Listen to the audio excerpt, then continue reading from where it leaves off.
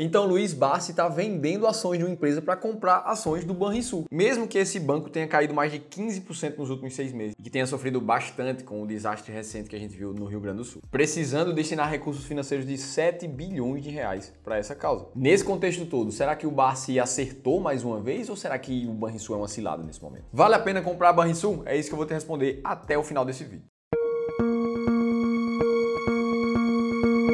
Boa, vamos lá e eu quero começar te contando um pouco mais sobre essa ação que está entrando na carteira do Barsi. Essa aqui é uma empresa de capital misto. Se a gente for ver do total das ações do Banrisul, a gente vê 49,39% nas mãos do governo do estado do Rio Grande do Sul e das ações votantes são mais de 98%. Apesar de ser o Banco do Rio Grande do Sul, ele não está presente só nesse estado. A atuação do Banrisul é no sul inteiro do país e um pouco mais para cima em algumas unidades também. E se a gente for entender um pouco da popularidade do Banrisul, entendendo quantas pessoas físicas investem no banco hoje na bolsa, são pouco mais de 145 mil pessoas. Não é uma empresa muito popular. E que quando a gente olha para os últimos 12 meses, as ações do Banrisul ficaram basicamente no 0 a 0, com uma alta forte ali até o começo de 2024 e uma queda que deixou os ganhos no 0 a 0. Agora, se o Barsi comprou, muito provavelmente ele está visando dividendos, afinal de contas é assim que ele tem sua filosofia de investimento. E para uma empresa dar dividendos, ela precisa ter um lucro líquido constante ou crescente. E foi isso que aconteceu no Banrisul no segundo trimestre de 2024, onde o aumento de lucro líquido aconteceu tanto em 12 meses quanto em 3 meses. Além do lucro, o banco também vendeu mais, afinal de contas a receita por prestação de serviços também teve um aumento, junto com a carteira de crédito do banco, que é bem importante para uma empresa que empresta dinheiro. Um número ainda mais importante para os bancos é a inadimplência em 90 dias ou mais. E nesse momento, para o Banrisul, somando pessoas físicas e jurídicas, está em 2,3%. É um número bom, que está abaixo do Banco do Brasil, por exemplo. E justamente pela inadimplência um pouco mais controlada, a gente vê a provisão para devedores duvidosos do Banrisul cair um pouco também do final do ano passado para cá. Então o que a gente vê é que mesmo com o desastre que a gente viu no Rio Grande do Sul e o banco tendo que atuar no seu estado, isso não afetou tanto os resultados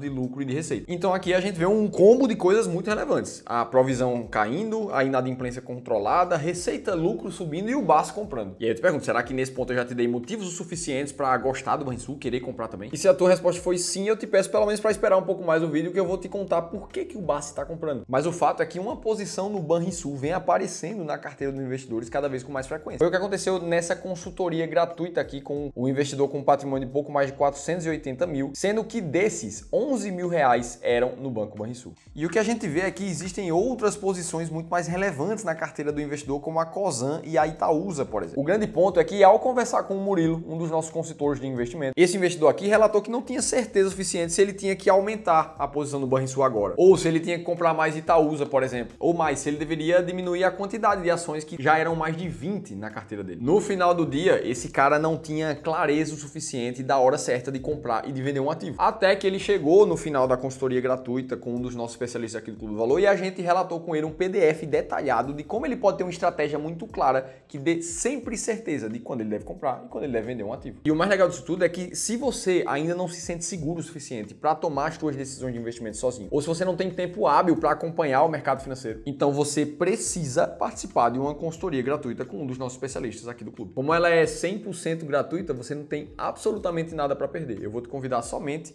para clicar nesse link em preencher um formulário com 2 perguntas que vai aparecer na tua tela. Também vai estar na descrição do vídeo. Beleza, então demos uma olhada no Banrisul em geral, mas por que o Barsi está comprando? E mais, quais foram as ações que ele tirou da carteira para comprar o Banrisul? E ele começa falando isso nessa parte desse vídeo aqui. Eu vou alternando a carteira. Eu estou assim com uma alça de mira. Eu já vendi a Sabesp, agora talvez eu venda a Eletrobras, porque a Eletrobras ainda não chegou no ponto. Eu vou trocando uma por 5, uma por 4, entendeu? Ou seja, o próprio Barsi pensa em vender posições que não fazem mais sentido para ele também. Como a Sabesp, depois dela ter subido 89%, e como a Eletrobras, que ficou meio de lado ali nos últimos 5 anos. Mas a posição mais relevante que ele vendeu para substituir pelo Banrisul foi a da Cielo, que nos últimos 12 meses valorizou 54%. Dá uma olhada nesse outro trecho aqui, ó. Vou ter que vender as ações da Cielo, é inevitável. E vai ter o quê? Vai ter um volume de recursos. Eu tenho que colocar, no lugar das ações da Cielo, algum papel que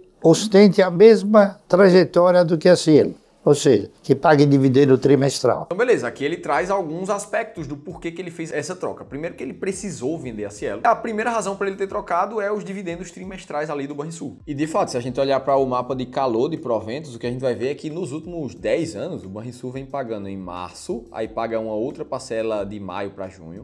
Normalmente tem uma em setembro e uma outra em dezembro. Além disso, o Banrisul também vem pagando dividendos maiores do que o da Cielo, por exemplo. Cielo, essa que vinha com dividend yield histórico de 5, 6% ali nos últimos 3 anos, enquanto que o Banrisul chegou a pagar 9% em 2022, reduziu agora para 5%. Além disso, o Banrisul está dentro de um setor perene dos bancos, abastece o Rio Grande do Sul ali, e que já tem 96 anos de história. Ou seja, o banco atende às premissas qualitativas das estratégias do BACS. Só que aqui tem dois grandíssimos problemas que a gente precisa levar em consideração. Primeiro de tudo, o contexto de um investidor é sempre diferente de outro investidor.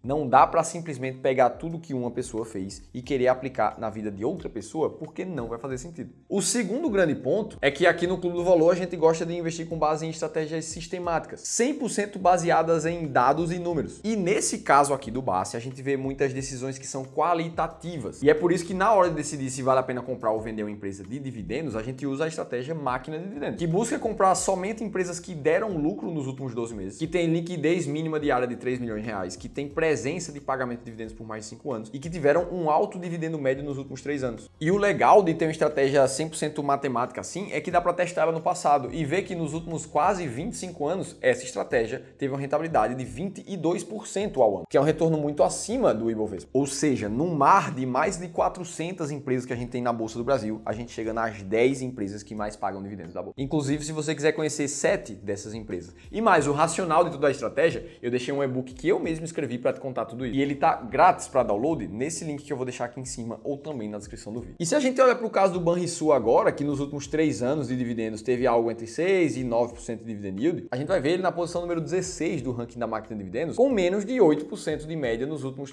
3 anos. Por isso que na minha estratégia sistemática de dividendos ela não entra. E mesmo quando a gente usa uma estratégia que busca comprar empresas com mais potencial de resultado, conhecida como Momentum, busca comprar justamente as 20 empresas que apresentaram uma performance mais positiva e que por isso, historicamente falando, tem uma tendência a continuar apresentando bons resultados, ainda assim a gente vai ver o Banrisul entre os últimos colocados com resultado nos últimos 6 meses de uma queda de mais de 17%. E é assim que, analisando duas estratégias quantitativas, a gente entende que não é hora de comprar Banrisul. Agora, se você quiser conhecer 7 empresas que vão anunciar dividendos muito grandes no mês de setembro, você precisa assistir esse outro vídeo aqui, que eu te contei tudo isso em detalhes.